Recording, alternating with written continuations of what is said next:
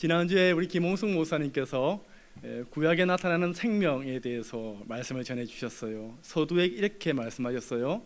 생명에 대해서 설교해야 되는데 설교 준비하는 과정이 마치 생명을 갉아먹는 과정 같다, 이렇게 말씀해 주셨습니다. 신약에서의 생명도 마찬가지입니다. 애먹었습니다. 이게 보통 이런 생명 같은 주제로 설교를 하려고 그러면 삶의 깊이도 있고 또 죽음에 대한 통찰도 있고 이런 분들이 생명을 설교해야 되는데 경험이 일천하다 보니까 드릴 말씀이 없는 거예요. 기도하면서 설교를 준비했는데 설교 분량이 15분밖에 안 나오는 겁니다. 그래서 안타까워서 하나님께 기도했습니다. 하나님, 이 수요 예배 설교를 새벽 기도 같이 할 수는 없지 않습니까? 하나님께서 지혜를 주셨어요. 지혜라기보다는 뒤늦은 깨달음을 주신 거죠. 예전에 어떤 선배 목사님께서 이렇게 말씀하셨거든요. 기도에도 설교 분량이 안 나오면 두 가지를 해야 되는데, 한 가지는 설교 본문을 길게 잡아야 된다. 그런데 오늘 설교 본문이 사상 유례 없이 짧은 본문을 선택하게 되었습니다. 또 하나, 꼭 기도하시는 분께 가가지고 중원 부원해도 괜찮으니까 길게 해달라고 부탁을 하라고 했습니다. 그게 하나님의 일이라고 설득하면서. 우리 권사님 기도 너무 담백하게 깔끔하게 잘해주셨어요. 찬송가다 보니까 찬송가도 짧고, 그래서 하나님께서 나를 버리셨나 이런 생각이 들었는데 하나님의 은혜가 있을 줄로 믿습니다. 그 로마 제국이 배경이 되는 영화들을 보면 이런 장면이 종종 등장합니다. 검투사들이 나오는 장면들이 나오지 않습니까? 대개 전쟁 포로들 중에서 힘께나 쓰고 신체 건장한 사람들을 뽑아서 검투사로 양성하고 이렇게 싸우게 합니다. 원형 경기장에 굶주린 사자, 호랑이들 풀어놓고 검투사들을 들여보내서 싸우게 하지요. 사람들은 그 광경에 열광합니다. 이때 검투사들이 이기는 경우는 거의 없습니다. 영화에 보면 이 검투사가 사자 목을 조르고 막 꿀밤을 메고 이런 장면들이 나오는데 그 영화고요. 대개 검투사들이 다 맹수들에게 찢겨 죽거나 무릎 뜯겨 죽게 됩니다. 때로는 검투사들끼리 싸우게 해서 서로 죽이게 하는 그런 장면들이 있습니다. 근데 혹시 이런 영화를 보시면서 이 관객들의 얼굴들을 한번 유심히 보신 적이 있습니까? 저는 이렇게 죽음에 열광하는 이 관객들을 보면서 묘한 생각이 들었습니다. 타인의 죽음에 환호하는 저들은 죽음에 대해서 비껴선 사람들인가, 저는 이런 생각이 들었습니다. 오늘 책에 보니까 검투사들은 경기하기에 앞서서 먼저 황제가 있는 자리가 있지 않습니까? 황제의 앞자리로 열을 지어서 행진을 한다고 그럽니다. 그리고 가장 용맹한 사람이나 가장 연장자가 황제에게 예를 표합니다. 이런 인사를 합니다. 죽으러 가는 자들이 황제께 인사를 올립니다 외치고 허리를 숙이고 지나갑니다. 이게 의식입니다. 당시에 로마 황제들이 신처럼 여겨졌지 않습니까? 또 어떤 황제들은 실제로 자신이 불멸의 존재라 그렇게 생각하는 사람이 있었다고 합니다. 여기에 관련돼서 재미있는 일화가 하나 있는데요. 전쟁 포로 중에서 철학자가 한 명이 있었습니다. 하루는 이 사람이 검투사로 이 경기장에 들여보내집니다. 용맹은 좀 떨어지는데 현자이고 존경받는 사람이다 보니까 이 사람에게 어떤 일이 맡겨졌느냐, 황제에게 인사하는 그 역할이 주어졌습니다. 그런데 문제는 이 노 철학자 검투사가 그동안 기존의 사람들이 했던 대로 똑같이 인사하지 않았다는 데 문제가 있습니다. 이렇게 외치고 지나갔습니다. 죽으러 가는 자들이, 여기까지 똑같죠? 죽으러 가는 자들이 앞으로 죽을 분에게 인사를 올립니다. 이렇게 인사를 하고 지나갔습니다. 의미심장하지 않습니까? 황제께가 아니고 앞으로 죽을 분에게 인사를 올립니다. 무슨 말입니까? 불멸하리라 생각하는 황제 당신도 언젠가는 죽을 수밖에 없는 존재라는 것을 잊지 마십시오 라는 뜻이지요. 철학자답지요. 분위기가 어떻게 되겠습니까?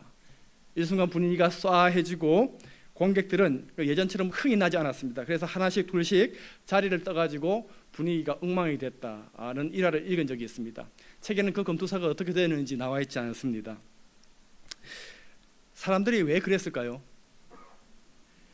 왜 예전처럼 열광하거나 환호하지 못하고 하나씩 둘씩 자리를 떴을까요? 잊고 있었던 자신의 존재에 대해서 인식하게 되었기 때문이 아니겠습니까? 맞아, 나도 결국은 죽게 되는 존재지. 죽음이 비껴갈 수 없지. 자신의 죽음과 마주한 것이겠죠. 교우님들, 우리가 다른 일로 잠시 잊고 살아도 결코 바뀔 수 없는 확실한 사실이 하나 있습니다.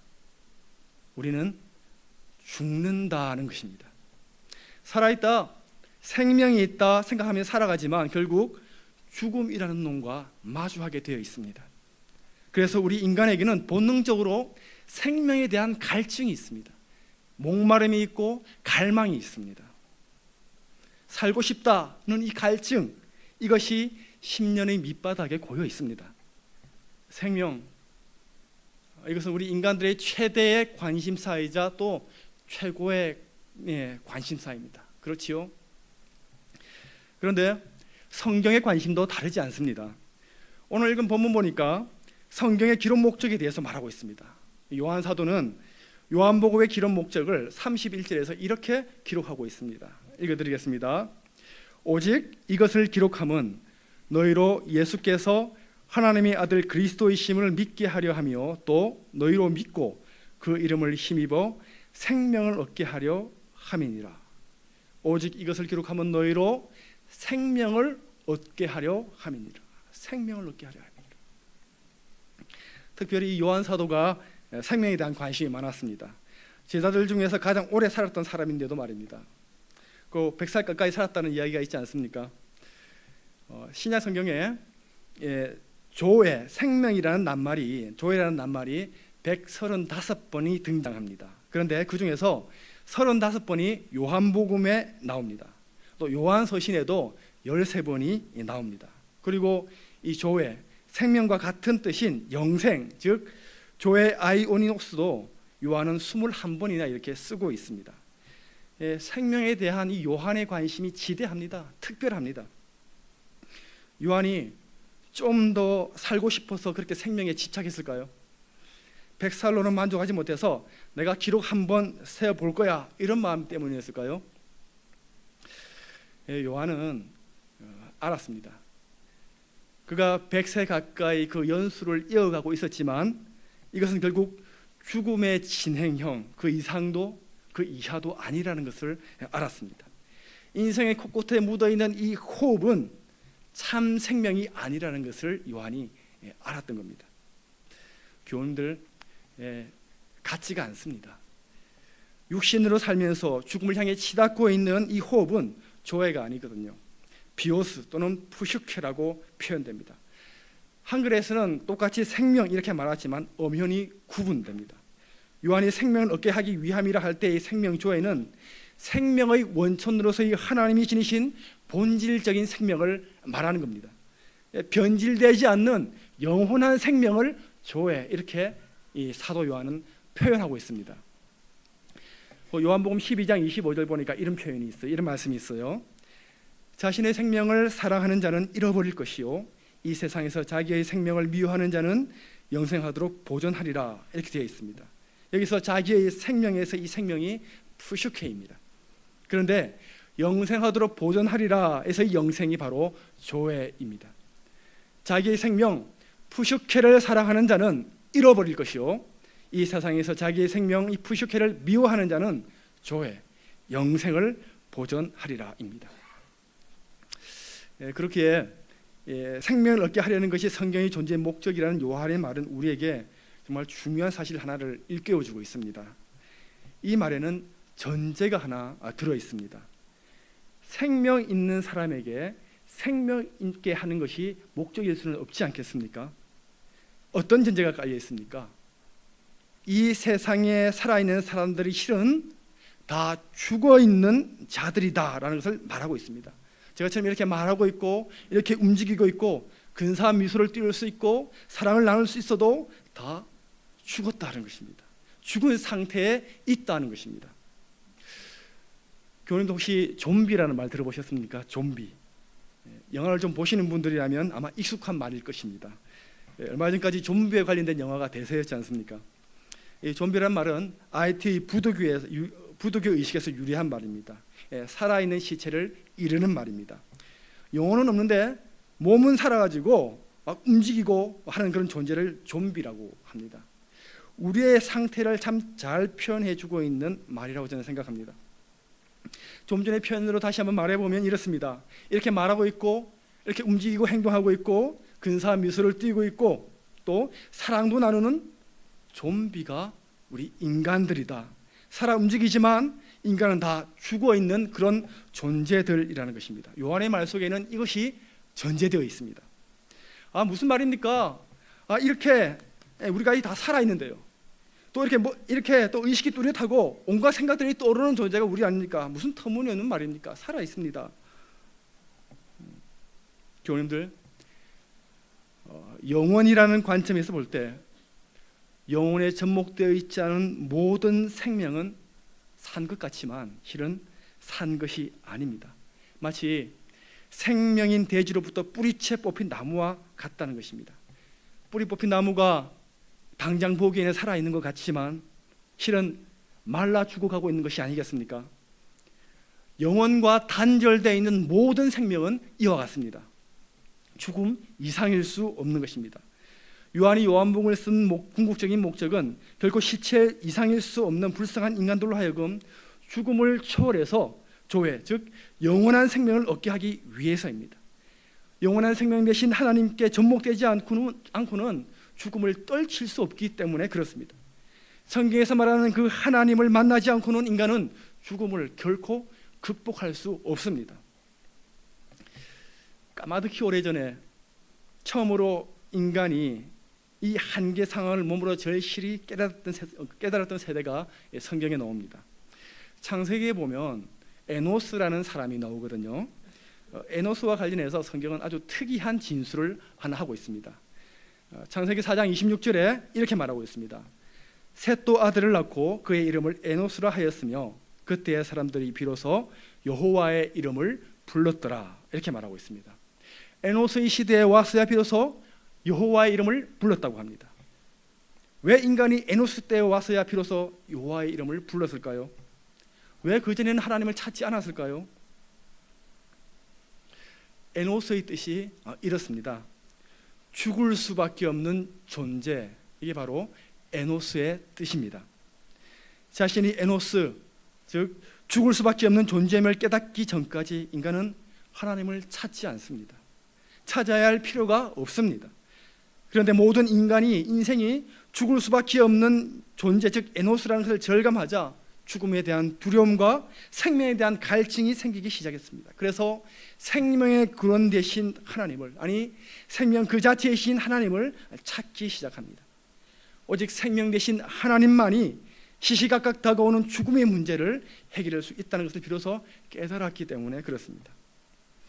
죽음에서 생명으로 넘어가는 일은 생명 되신 여호와를 찾는 일에서부터 시작됩니다. 살아있으나 늘 죽음과 직면하고 있는 존재라는 것을 에노스 시대 사람들은 깨달았습니다. 그리고 생명을 찾기 시작했습니다. 영생을 부르기 시작했습니다. 그렇다면 요한은 산 것 같은 실은 죽은 자에 불과한 인간들이 이 땅에서 영원한 생명을 얻는다는 것이 구체적으로 무엇이라고 말하고 있습니까? 요한은 아주 구체적으로 이렇게 진술하고 있습니다. 31절을 다시 한번 읽어보겠습니다. 함께 31절을 읽어보도록 하겠습니다. 31절 시작. 오직 이것을 기록함은 너희로 예수께서 하나님의 아들 그리스도이심을 믿게 하려 함이요 또 너희로 믿고 그 이름을 힘입어 생명을 얻게 하려 함이니라. 영원한 생명을 얻는다는 것이 무엇이라고 말하고 있습니까?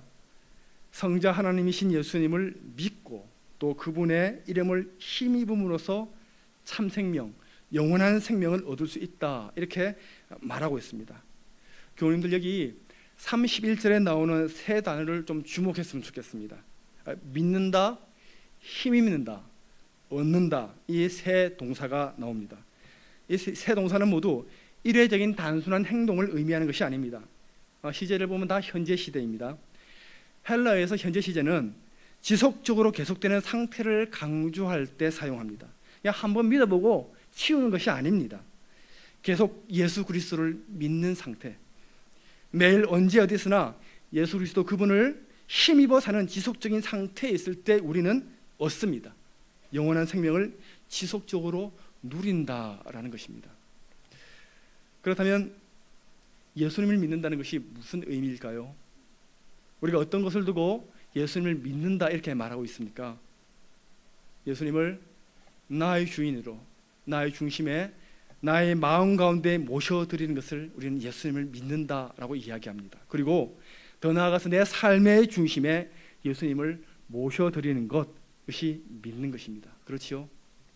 그럼 두 번째, 예수님을 힘입는다는 것은 무엇이겠습니까? 예수님의 이름을 믿으면 이번에는 내가 예수님 안에, 주님 안에 거하게 되는 것입니다. 주님 안에 거하는 것입니다. 그 이름을 힘입어 생명을 얻는다는 이 말을 원문의 의미를 살려서 정확히 번역하면 이렇게 됩니다. 예수 그리스도의 이름 안에 생명을 얻는다입니다. 힘입는다는 의역입니다. 예수 그리스도 안에 있을 때 내가 힘입는 것입니다. 내가 주님 안에 있을 때, 주님 안에 거할 때 힘입는 것입니다. 그렇다면 이제 우리가 분명히 알 수 있는 것이 있습니다. 산 것 같으나 실은 죽은 자에 불과한 인간들이 이 땅에서 영원한 생명을 얻는다는 것이 구체적으로 어떠한 상태에 있는 것이겠습니까? 예수 그리스도께서 내 안에, 또 내가 그리스도 안에 거하고 있는 상태입니다. 그때 우리는 영원한 생명이신 주님 안에서 주님을 힘입어서 주님으로 인해 육체의 죽음을 초래해서 영원한 생명을 누릴 수 있는 것입니다. 성경에 대표적인 예가 하나 있습니다. 바로 하나님과 육신으로 오신 예수님의 관계입니다. 인간으로 이 땅에 오신 예수님이 어떻게 삼위일체 하나님, 성자 하나님이 되실 수 있습니까? 인간이신데 어떻게 그럴 수 있나요? 하나님을 보여달라는 빌립의 요구에 주님께서 이렇게 대답하셨습니다. 중요한 구절이니까 같이 한번 찾아보았으면 좋겠습니다. 요한복음 앞부분에 있습니다. 14장 9절부터 11절까지, 요한복음 14장 9절부터 11절까지 한번 찾아보면 좋겠습니다. 시간이 좀 걸리죠. 요한복음 14장 9절부터 11절까지 시간을 끌기 위해서 이렇게 하는 것이 아닙니다. 중요한 구절이라서 찾는 것입니다. 제가 한번 읽어드리겠습니다. 눈으로 따라오시면 되겠습니다. 예수께서 이르시되 빌립아, 내가 이렇게 오래 너희와 함께 있으되 내가 나를 알지 못하느냐? 나를 본 자는 아버지를 보았거늘 어찌하여 아버지를 보이려 하느냐? 여기서부터 중요합니다. 내가 아버지 안에 거하고 아버지는 내 안에 계신 것을 내가 믿지 아니하느냐? 내가 너희에게 이르는 말은 스스로 하는 것이 아니라 아버지께서 내 안에 계셔서 그의 일을 하시는 것이라. 내가 아버지 안에 거하고 아버지께서 내 안에 계심을 믿으라. 그렇지 못하겠거든 행하는 그 일로 말미암아 나를 믿으라. 예수님이 인간의 육신을 입으시고 또 인간의 모습으로 인간처럼 오셨음에도 불구하고 삼위일체 되신 성자 하나님일 수 있었던 것은 하나님께서 예수님 안에, 또 예수님께서 하나님 안에 거하셨기 때문입니다. 그래서 예수님의 말씀이 고스란히 하나님의 말씀일 수 있었던 것입니다. 예수님의 삶 하나하나가 다 하나님의 섭리일 수 있었던 것입니다. 뿐만 아니라 하나님의 모든 것이 빠짐없이 예수님의 것일 수 있었기에 예수님께서 이 땅에 오셨어도 예수님은 참 생명 되신 삼위일체 하나님이셨던 것입니다. 마찬가지로 영원한 생명 되신 예수 그리스도께서 내 안에 계시고 내가 참 생명 되신 예수 그리스도 안에 거하는 상태 속에 있을 때 참되고 영원한 그분의 생명 또한 나의 것이 되지 않을 수 없는 것입니다. 사랑하는 교우님들, 저는 그리 멀지 않은 시간 동안에 사랑하는 사람을 여럿 잃었습니다. 1년 6개월 전에는 아버지를 잃었습니다. 73년의 생애를 끝으로 암세포와 함께 요양병원에서 세상을 달리하셨습니다. 그리고 우리 교회 부임하기 한 달여 전에는 장애를 앓고 있는 제 조카와 매제를 사고로 잃었습니다. 제가 사랑하는 사람들의 이 죽음을 접하면서 참 많은 생각들을 하게 되었습니다. 죽는다는 것이 뭔가? 그리고 산다는 것은 무슨 의미일까? 장애아로 사물을 제대로 인식하지 못하는 이 아이는 그러면 천국에 있는 것일까? 저 아이는 10년 동안 부모님께 그렇게 짐이 됐더니 저 아이의 살아있었던 존재의 의의는 뭔가? 끊임없는 질문들이 인생의 의미가 제 머릿속에 떠올랐습니다. 자연스럽게 그런 생각들 속에서 한동안 이렇게 지내게 되었습니다. 그런데 잘 모르겠습니다. 어떻게 된 것인지, 죽음이 뭔지, 인생이 뭔지, 그 아이는 왜 왔는지, 왜 지금 가는 것인지 저는 잘 모르겠습니다. 집안 어른들의 말씀을 들어보면 저희 집안이 그리 장수하는 집안이 아니라고 합니다. 사도 요한의 집안은 참 장수하는 집안이었는데 다들 단명하셨습니다. 그렇게 보면 제 나이도 이제 40대 초중반이니까 제가 가문의 내력을 배신하지 않는다면 한 30년 정도 이렇게 남은 셈이죠. 모르겠습니다. 더 남았을지 덜 남았을지. 제가 죽음에 이르는 보편적 도구라 불리는 암으로 하나님 앞에 갈지, 아니면 매제처럼 사고로 더 이른 나이에 하나님 앞에 설지 어떻게 제가 알 수 있겠습니까? 잘 모르겠습니다. 그렇지만 제가 확실하게 알게 된 것이 하나가 있습니다. 제가 언제 죽을지는 모르지만, 그러나 제가 확실하게 알게 된 것은 적어도 우리 주님께서 사시는 날까지는 저도 산다라는 사실을 제가 알게 되었습니다. 우리 주님이 정말 영원한 생명이시라면 저는 주님 주시는 조의 생명으로 인해서 저 또한 영원히 살게 될 것입니다. 주님이 정말 영생이시라면, 그것이 맞다면 나의 물리적 후패함과는 상관없이 저는 조의 아이오니스 영생을 누리게 될 것입니다. 생명 되신 주님께서 내 안에, 내가 주님의 생명 안에 있기 때문에 그렇습니다. 사랑하는 교우님들, 우리 주님이 영원한 생명이시라는 것을 믿으십니까? 그 생명이 우리 안에 있어 우리가 영생을 산다는 것을 믿으시는지요? 네, 맞습니다. 아멘, 맞습니다. 우리에게는 생명이 있습니다. 적어도 우리는 주님 죽으실 때까지는 죽지 않습니다. 주님이 사실 때까지 우리도 삽니다. 그렇다면 교우님들, 우리가 주님의 영원한 생명, 참된 생명을 소유하고 있다는 이 증거를 무엇으로 나타내겠습니까? 어떻게 이것이 증명되겠습니까?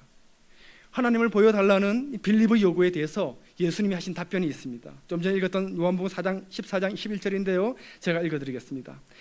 내가 아버지 안에 거하고 아버지께서 내 안에 계심을 믿으라. 그렇게 못하겠거든 행하는 그 일로 말미암아 나를 믿으라 라고 되어 있습니다. 예수님께서 하나님이시오, 하나님 아버지께서 예수님이심을 믿을 수 없다면 예수님께서 행하신 그 일을 보고 그 사실을 믿으라는 것입니다. 이 하나님께서 예수님 안에서 계셔서 그 일을 했기 때문입니다. 그렇다면 도대체 우리 예수님께서 하신 일이 무엇입니까? 무엇이기에 그 행하신 그 일을 보고 예수님이 하나님 되심을 믿으라고 하는 것입니까? 예수님께서 행하신 그 수많은 기적들, 이 기적들 말입니까? 아닙니다. 그런 기적들은 타 종교에서도 다 등장하는 것들입니다. 그것을 가지고 예수님이 하나님 되심을 믿으라고 한다면 타 종교의 신들도 다 하나님이라는 논리로 떨어질 수밖에 없습니다. 기적을 베푸신다는 것이 하나님 되심을 말하는 것이라면 세상에 하나님 천지가 될지도 모릅니다. 그렇다면 무엇이 예수님께서 하나님 되신다는 표적이겠습니까? 위대한 표적이 하나가 있습니다.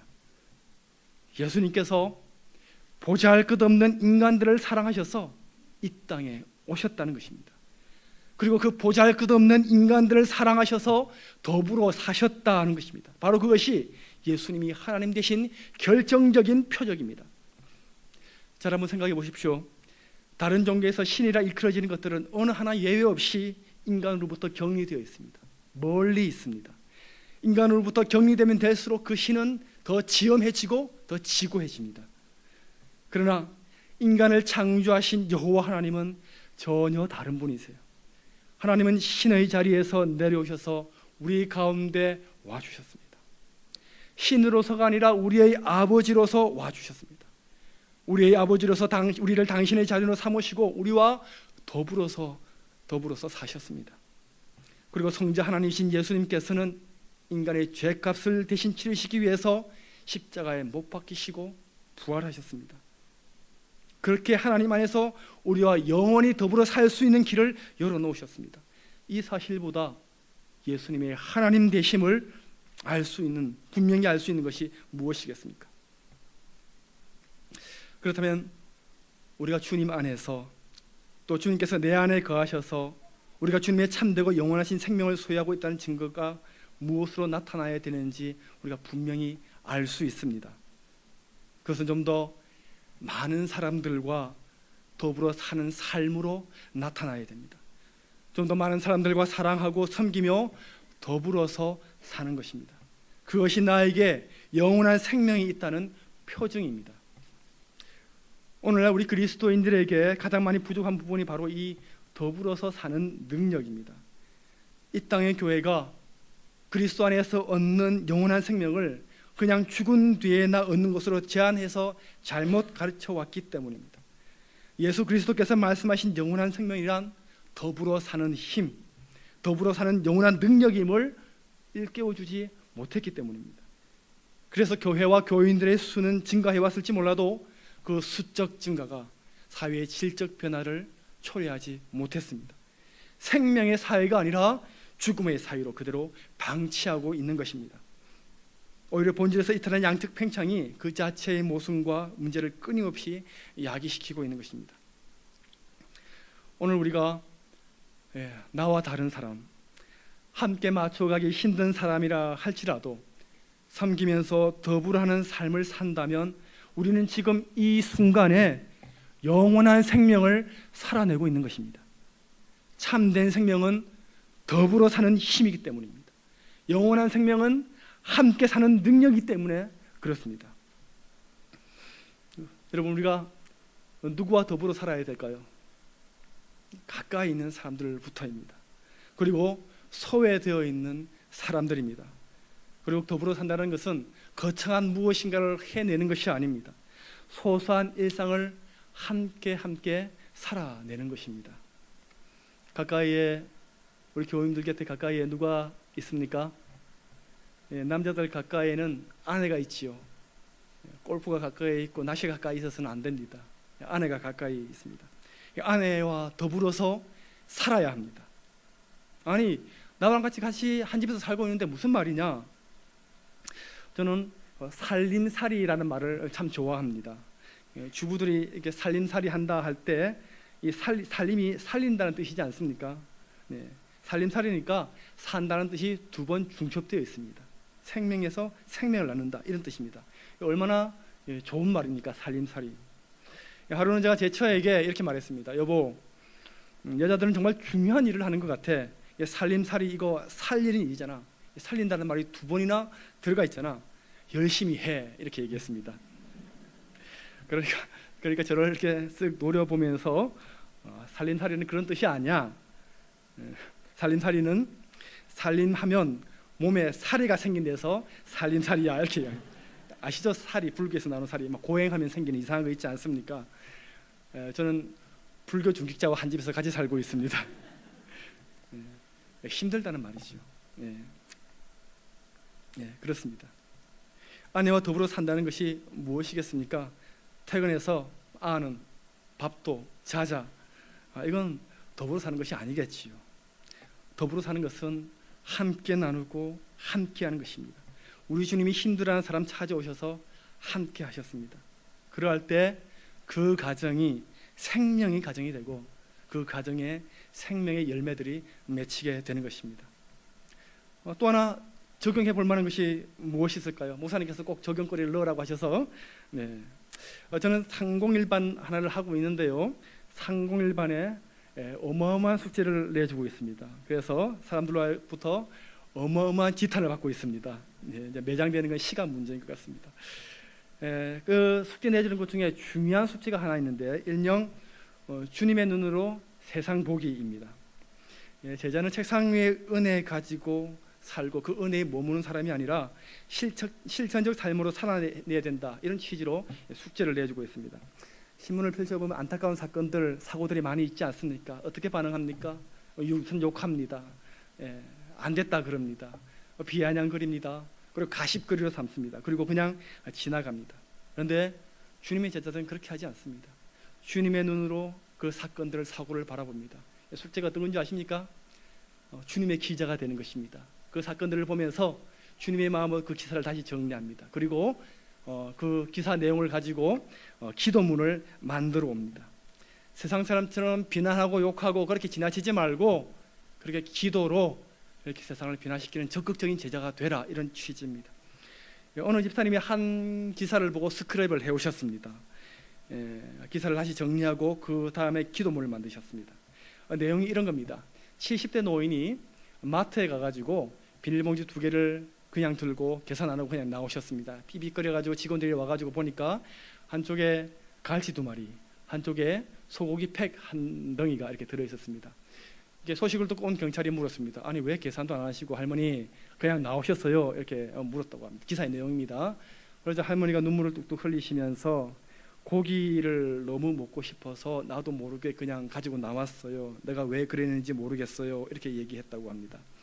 보니까 기초생활 수급자로 자녀들이 이 부모를 버리고 오랜 생활 혼자 살고 있던 그런 할머니입니다. 집사님께서 이 기사를 보시고 그 사건을 주님의 긍휼의 마음으로 다시 정리하셔서 그 밑에 기도문까지 써오셨습니다. 상공일반과 같이 나누었습니다. 그 기도문의 내용이 이런 겁니다. 하나님, 이 사회에 사각지대에 있는 사람들 긍휼의 눈으로 주님께서 보살펴 주십시오. 복지 제도를 주님께서 새롭게 하여 주십시오. 그리고 우리 상공일반에서 이걸 좀 실천적으로 도울 수 있는 방안들을 찾아보자고 했습니다. 그래서 뭐 어떻게 연락을 하시는지 잘 모르겠습니다. 어떻게 도우시는지 잘 모르겠습니다. 이런 삶을 실천하는 숙제들이 있습니다. 매주 하는 것입니다. 여러분들 더불어 산다는 것이 다른 데 있는 것이 아닙니다. 생명은 어디서 나오는 것입니까? 더불어 사는 데서 생명이 나아지는 것입니다. 더불어 사는 것은 거창한 무엇이 아니라 일상 속에 우리 눈에 들어오는 작은 것 하나, 세상 사람처럼 비난하거나 간과하거나 가십거리로 삼는 것이 아니고 주님의 마음으로 품고 함께 하는 것입니다. 그래야 할 때 이 죽음의 이 사회에 생명이 자라나기 시작하는 것입니다. 저는 이번 한 주간 또 우리 실천 적용할 사항으로 한번 권유해 드리고 싶습니다. 우리가 무심하여서 지나치는 사람들이 참 많이 있습니다. 우리가 무심하여서 관가하고 있는 일들이 너무 많이 있습니다. 우리 눈에 들어오는 것들이 그냥 가십거리이고 그냥 요거의 대상이 되고 비난거리인 것들이 너무나 많이 있습니다. 하나님께서 그렇게 하라고 그 일들을, 그 사람들을 만나게 하신 것은 아닐 터입니다. 말씀을 한번 정리하겠습니다. 사랑하는 교우님들, 우리 이 나라는 존재는 본질적으로 죽을 수밖에 없는 허망한 존재입니다. 흙입니다. 에노스입니다. 그렇다면 누가 생명을 가진 자이겠습니까?